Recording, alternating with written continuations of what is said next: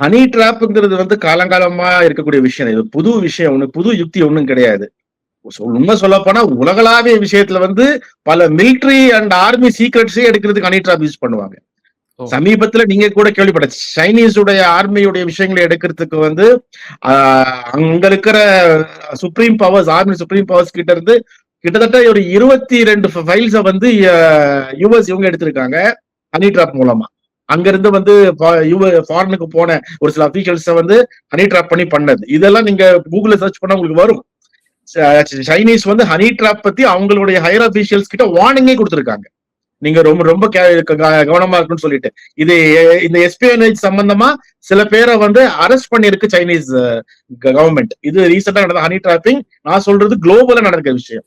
இந்த குளோபலா இருக்கக்கூடிய இந்த ரொம்ப பிரசித்தி பெற்ற ஹனி டிராப்பிங் இங்க நடக்கிறது ஒண்ணும் புதுசு கிடையாது. அதுவும் இந்த மாதிரி இந்த மாதிரி தாவேகா மாதிரி பாஜகவுடைய அனுசரணை இருக்கக்கூடிய கட்சி. ஏன்னா பாஜக அதுதான் பண்ணாங்க. பல விஷயத்துல பாஜக பண்ண ஹனி டிராப்பிங் நமக்கே தெரியும். அப்போ அந்த இதுல வந்திருக்கிற கட்சிக்கு ஹனி டிராப்பிங் தான் செய்யறாங்கிறது நாம ஆச்சரியமா பார்க்க வேண்டிய எந்த அவசியமும் இல்லைன்னு நினைக்கிறேன். எனக்கு அது நீங்க சொன்ன அந்த விஷயம் உண்மைத்தன்மை தெரியவில்லைனாலும் அது நடக்கிறதுக்கான சாத்தியம் அதிகம்னு சொல்வேன். அதுவும் நான் கேள்விப்பட்டு அதுவும் முக்கியமான சில ஊடக நண்பர்களை வந்து ஹனி டிராப் பண்றாங்க, அவங்கள வந்து இந்த மாதிரி பண்றாங்கன்னு சொல்லிட்டு ஒன்று ரெண்டு வீடியோ கூட நான் பார்த்தேன்.